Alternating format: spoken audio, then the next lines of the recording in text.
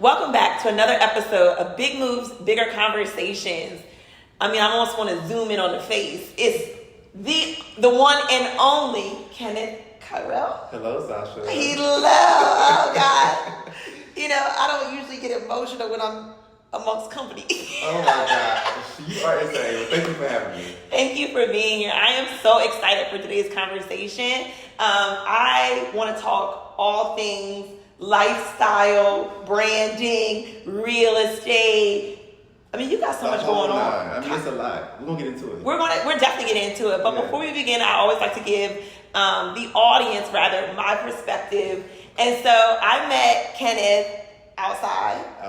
And even in that capacity, he was working / partying. So Kenneth, you are a DJ, content creator, social life. I mean, who said that? I'll just tell you what the girls say. Hey, okay. Did I forget any other titles? Real estate agent, DJ, content creation, lifestyle brand. You got it. That's it. All of the things. And I think one of the reasons I was so excited about having you on the podcast, because I really feel like a lot of people glamorize having all of these different titles. And I do think you do it well. And so why not give the people behind the scenes?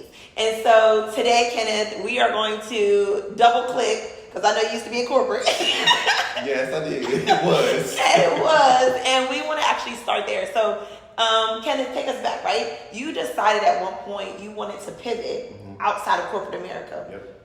What did that look like? And what was the reason for you to do so?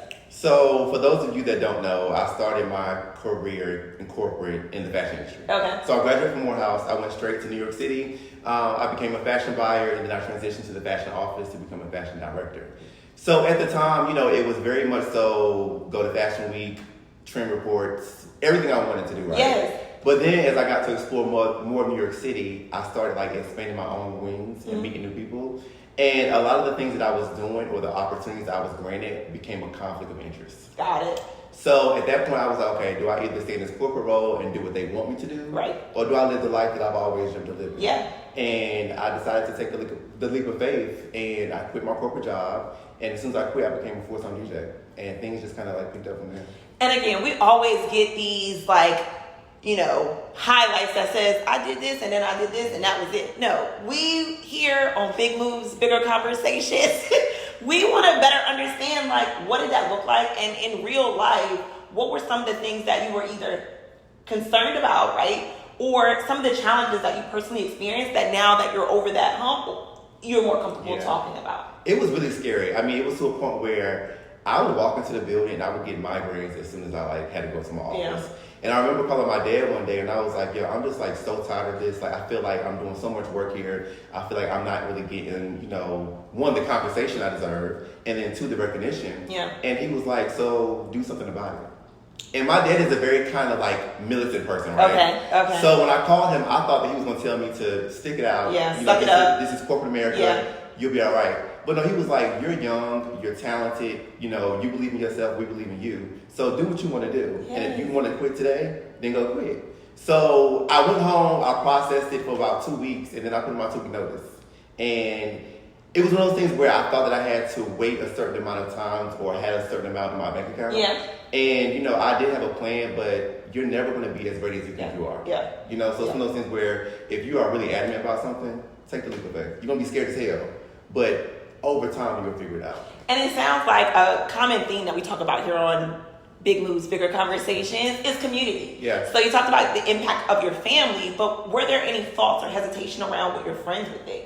Yeah, because at the time, like, we were in our, you know, early mid-20s. Yes. And New York is a very expensive city. I know it. So in order for us to keep up, we had to have good paying jobs. Yeah. You know, which we all worked in corporate America. Yeah. But we were all unhappy. Yeah. So it's kind of crazy because 2 of my friends quit probably like 2 months before I did. And they really inspired me to take that leap of faith as well. And, you know, there were some friends that stayed in corporate America longer. But at the end of the day, they was like, you know what? Do what you want to do. Yeah. Like, we support you. There were some times I didn't know how I was going to pay my rent. Yeah. There were some times I was late on rent. Yeah. You know, but at the end of the day, I figured it out. And here I am today. Yeah. So. And when we say today, so if you zoom in on the fit, There's a specific reason why I decided to do a button up. I like to mimic my guests, right? I like to lean into their fashion sense. And so, Kenneth, you are fashion. Yes, you consider yourself, I mean, we're 3 days away from Cowboy Carter. That was a time. That was a time. That time was happening. And you look good. Thank you. One of my favorite looks. Thank you. Because there were many looks. And costumes. We're here to support everyone here on the Pod. We are. But no, so tell us about that. So you started in fashion. Mm-hmm. Fashion is something that you are really passionate about. You then went into DJ. Yeah. How were you able to bring that fashion component back into your lifestyle? So my DJ career started out of frustration of my fashion career. Okay. So, my boss would send me to Fashion Week, all these fashion events. Mm-hmm. And at the time in New York City, they were hiring the same DJs. So I was like, every event I go to, I'm hearing the same music. Mm-hmm. They all look alike. It was giving very copy and paste. Okay. And I remember one day complaining to my friend, and he was like, yo, you're always complaining about this. Yeah. So, start DJing. Yeah. And I'm like, what do you mean? And I'm the kind of person where challenge me to do something, I'm gonna do it. Okay. You know what I mean? So the next day I was on Amazon, I ordered this $40 controller, and that's when Snapchat was really big. Mm-hmm. I remember putting myself on Snapchat, my practice sessions, and then this guy named Leon reached out. He said, yo, I'm starting a new party in Harlem. Mm-hmm. I need a DJ, come through. So that night, didn't know what the fuck I was doing, didn't know what I was doing. Yeah. But I remember going back home and I was like, you know what, I love this. Mm-hmm. And it started becoming something that was a hobby. Yeah. And then I remember getting booked for the Dolce & Gabbana store opening. I got booked for a big entertainer to do a birthday party. Yeah. And those opportunities just kept coming. And I was like, yo, I'm able to make what I was making in a week in 3 hours. Mm-hmm. I'm out. Mm-hmm. That. So that really also inspired me to kind of quit my job as well. Because I was doing both at one time. And it was I'm out in the club until 4 a.m. in the morning, but I'm back in the office at 9 a.m. presenting to 350 C-suite executives. Yeah. It was a lot. And there wasn't longevity in that path. No. So, okay, you talk about, and clearly he's still under a non-disclosure when he said entertainer. So we're not going to break that. Because if I was to say which one it was, it would shake this table. Well, we're not here to shake any table. No, but so when we think back to that time, how were you getting contacted? Was it through your social media? Yes. Okay. Yeah, so at the time, Snapchat was heavy, Tumblr was still around, and Instagram was around as well. And I was just putting everything on social media, like I do today. Yeah. You know what I mean? And I feel like that's kind of why I look at social media a lot differently than some other people. Okay. Because it is, if you know how to do it the right way, you can get so many opportunities. Yeah. But with that being said, it's the wrong one, you can do one wrong thing on social media and kind of ruin everything. Yeah. So it's give and take, but most of my opportunities, if not all of them, have come from social media.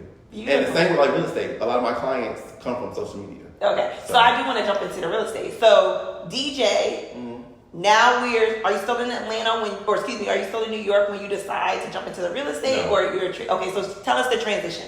So it was the pandemic. I was actually subleasing my apartment, and I was preparing to move to LA. Okay. And then all of a sudden, the pandemic hit. COVID said, sit down. Yeah. And at the time, I was living in an apartment that was right in front of a hospital. Okay. And I remember timing it one night. Every 2 minutes and 33 seconds, I heard a siren. Because at the time, New York City was the epicenter for COVID. Yeah. And I was calling my dad, my parents, and I was like, yo, I'm depressed. This is insane. We couldn't leave our house unless we were going to get medicine or necessities. And he was like, yo, I'm going to come get you. And you can come stay in North Carolina for a while. For a while, it was okay, I'm going to do 2 weeks here, and I'm going back to New York, But then one thing led to another, New York City became just even more and more locked down. Yeah. 2 weeks became 2 months, and I ended up being at home for almost 6 to 8 months. Okay. And then I was like, you know what? Atlanta's wide open. Yeah. I was on social media. I'm they in the club smoking hookah.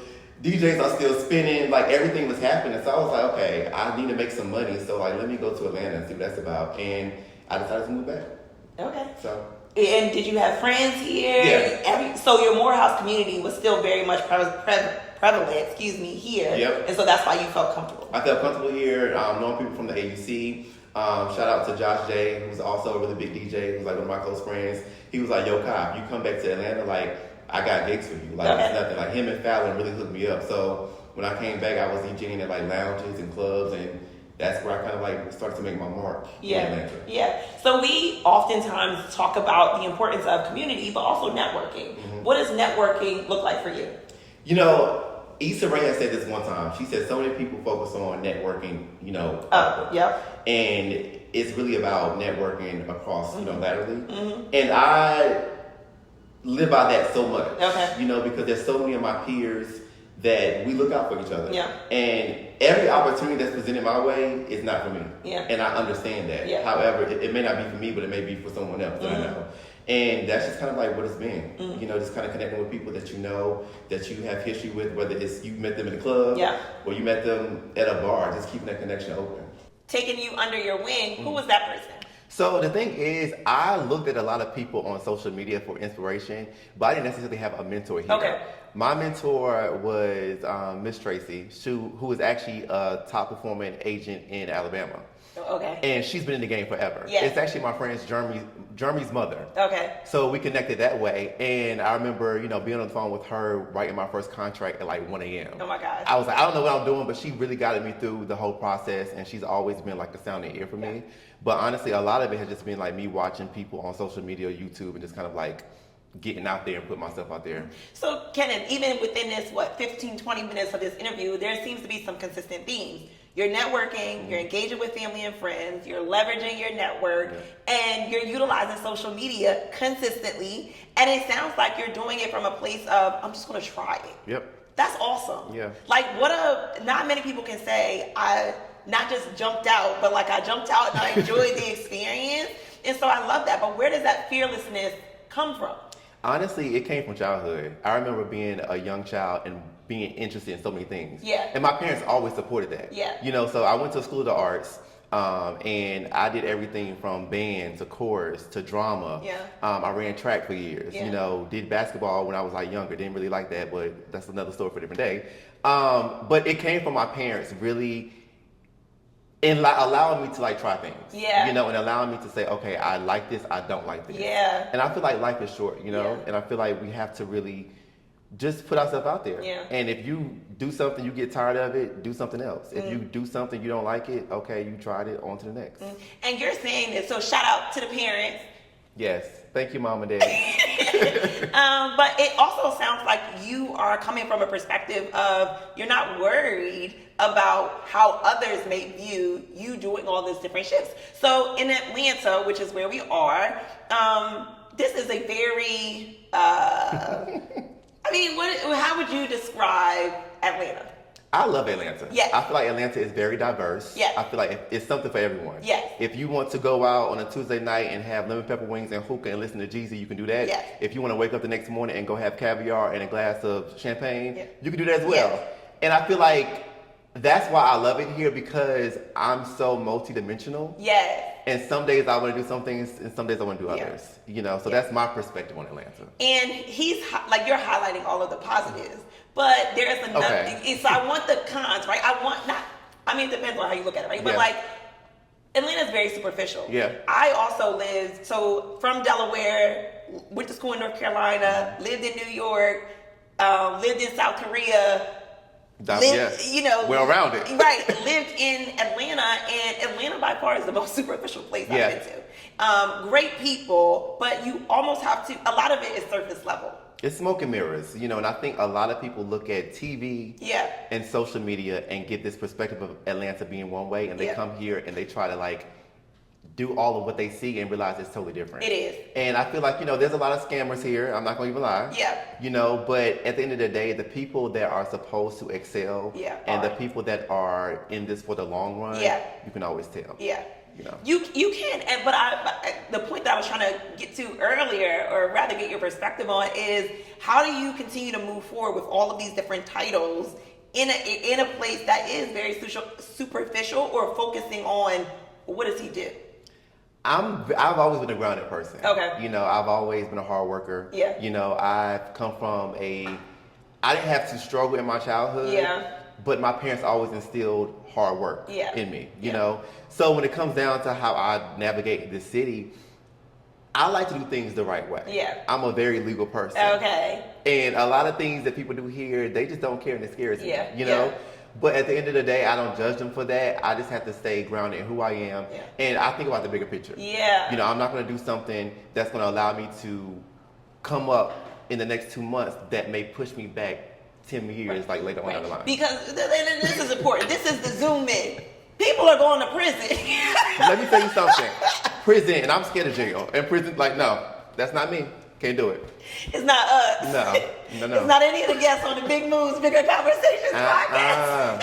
I love my freedom too much. Exactly. No, I love that. And I appreciate you giving us a full perspective because I do think, you know, we are so quick to hone in on Atlanta's just hookah and but there is, right? People live here. People thrive here. Yes. It is a beautiful Black community. This is the first time I've ever lived in a city that has, like, Black people. Same. Are at the core, Same. right? You're almost expected to always see Black Yep. people, but when you don't, you're like, well, what What's part of going town on? am Where I you on? going? Where are the people? So I love that. Okay, so we've talked about your DJ, real estate. Let's get into lifestyle. Let's get into social media. Okay. Guys, if you're not following Kenneth on social media, go ahead and shout out your Insta. Kenneth Kyrell, that's Kenneth Kyrell. And you are a bit of a mastermind. Like, I've seen the folks that you say you're inspired by, but you also have an eye. I think you really are creative in the way that you. It's creative. It's clean. Mm-hmm. Is that something that you've sort of developed over time, or has that always been something that you've been really mindful about when it comes to your branding? My, I guess, branding or aesthetic has developed over time. Okay. You know, and it's crazy now because I finally feel in a space where I like what I'm producing. Oh, good. There was a time where I looked at my content and I would like just cringe. But I also think that's part of the process. Right. You know, and I think a part of just anything you do, you're going to get better at it. Yeah. And there's going to be a time where you look at the first thing you did and you're like, damn, why did I do that? Why did I say that? Yeah. But that's part of the journey. Yeah. But my aesthetic, I guess, I'm a very not cookie cutter person, Yeah. but I like things to look a certain way. Yeah. I like things to feel a certain way. And I think the way that I dress, you know, my design aesthetic like conveys or comes through in my content that I share. So it's somewhat intentional, but it's also just like who I am. Who you are. Yeah. I love that. So, Kenneth, as we're talking about social media, what is next from a social media perspective? So I just want to continue to grow the brand. Yeah. You know, YouTube is like my next check on the list. Yeah. I've been on YouTube here and there, like inconsistently, but YouTube is one of the hardest platforms to really grow because it's about like consistency. Yeah. And the views aren't necessarily as easy to get as Instagram or TikTok. Yeah.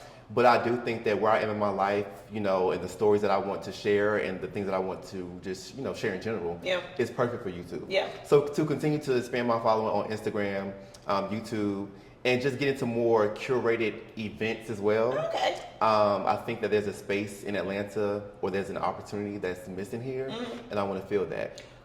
Well, when you say curated spaces, I met you in one of those curated spaces. Yes. But no, do we want to shout out Boozy Bounce? Oh, Boozy. Yo, shout out to Boozy Bounce. Those are all like my closest friends. Tyrell, Montez, Chris, Jordan, Josh.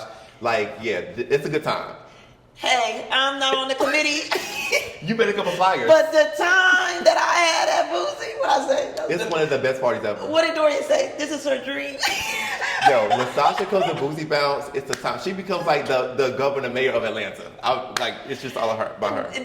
You guys have really, in all seriousness, you created something that is really unique, special, and I think it has just taken over where it has its own.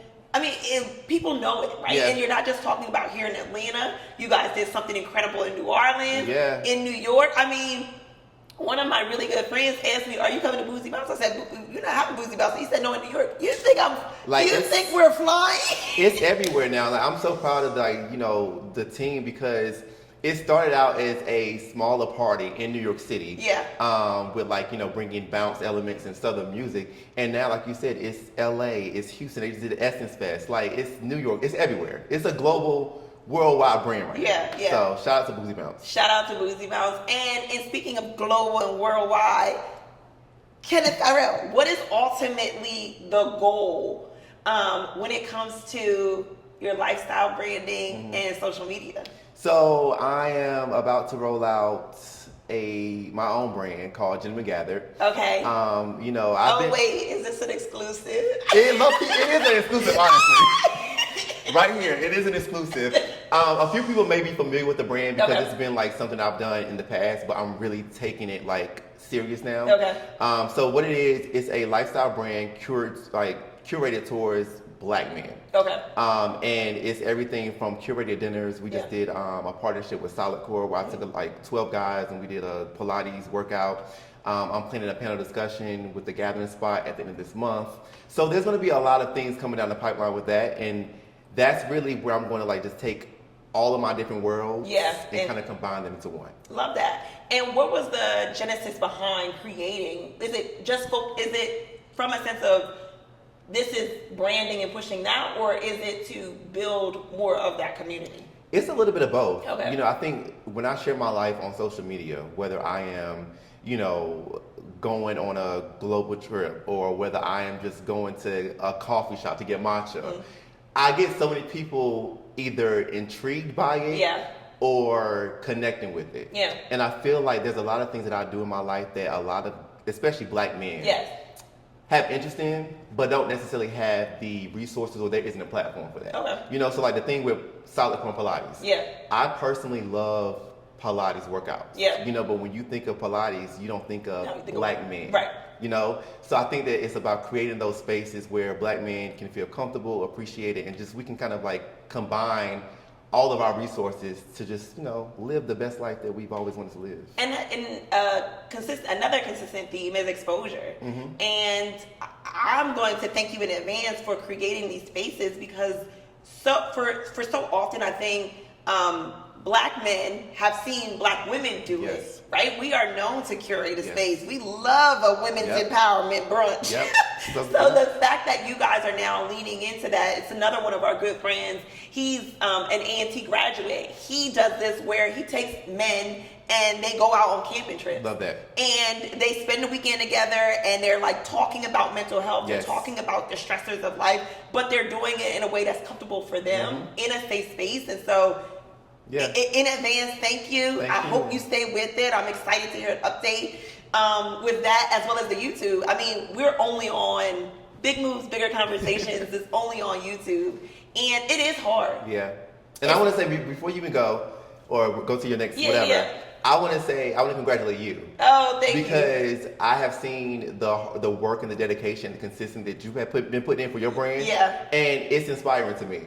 You know, and I think that it's one of those things where I love how dynamic you are. Thank you. Because we have had some nights out in the town, and then like we could come here and have a conversation and just talk about so many things. I think that, you know, people need to see both sides of that. Not with just you or I, but just people in general. Yeah. So and that you can be multifaceted, and I appreciate you recognizing that. And the more that I bring people on this podcast, I want you to see that they're out there. Like I know so many phenomenal people, and Kenneth, I put you in that circle of phenomenal people. Thank you. I mean, we met by way of another socialite, and I am not going to say his name on this platform. One of my favorite sons. Oh my gosh. But again, in us just having a casual night out, you go back to your point of this is who I am. And so when you show up authentically, when you make these organic connections, and you never know where people are in their life, but we started just about having fun. And so I appreciate you today coming on the podcast. I appreciate you in general because whenever you've showed up in every room, you always have such a good spirit and energy. I appreciate that. And because we are coming off of mental health, I do want to know, how do you stay refreshed? What are some of the things in which you lean in to keep you going? Well, let me tell you, therapy works. Because it's been a journey. Okay. You know, a lot of the things that used to cause me to crash out, I'm just like at peace with it now. Yeah. And I think that I had to do the work. I'm still doing the work, but it's really about taking time for yourself and understanding the things that will tick you off and realizing that you have to disassociate with that. You know, there's been some friendships that I've outgrown. There's been some places that I don't go anymore because I just know the type of person it makes me become.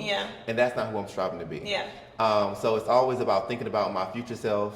And a lot of times I do a lot of things that are people facing. Whether it's real estate, whether it's DJ or social media. So honestly, a lot of people think I'm always outside, but that's like honestly probably 40 or 30% of my life. Okay, this is the part of the episode where we become a revisionist. Go ahead. Okay, so a lot of people think that I'm always outside because they see that. Yeah. But my close friends know that, like, honestly, Monday through Wednesday, Monday through Thursday, I'm in the house on Do Not Disturb, looking a mess with pimple cream on, catching up on emails, like living a regular life. Putting in work. And I think that's important because it's like you give so much to people sometimes that you really have to pour back in yourself. Yeah. Whether that's going to go get a matcha, whether that's going to go lay in the pool. Yeah. You know. So, I'm a pool girl. Oh, I know. And we're not going to talk about the number of recommendations. So another point that we connected was the Serenity's Oasis Spa. Yes. 10. That's the thing about sharing things on social media. I was traveling a lot, so I was like really tense. Mm-hmm. I was like, I need a massage. So I did some research, and I was like, I want to like support a black-owned, brand of massage artists. Well, what do they call? Massage therapists. Yeah. Mm-hmm. And I found this one, and I went, and it was amazing. Yeah. And I shared my experience, and you was like, I need a massage. I'm gonna go check it out, and like it was amazing, right? It was 10. She's actually moving. It's Serenity, Serenity, Serene Oasis. Yep. But yeah, she's amazing. Yep. And Hands again, I didn't have to do the research because I follow Kenneth Kyrell, and that's why y'all need to get on the train. Amen. You heard it first. I heard it. All right, so we've spent a good brief of time here. Kenneth, I want to close this out. I want to close this out in a way where you are leaving people with something. Mm-hmm. I don't know what that something is. Maybe what do you want to see? What do you want to see more of?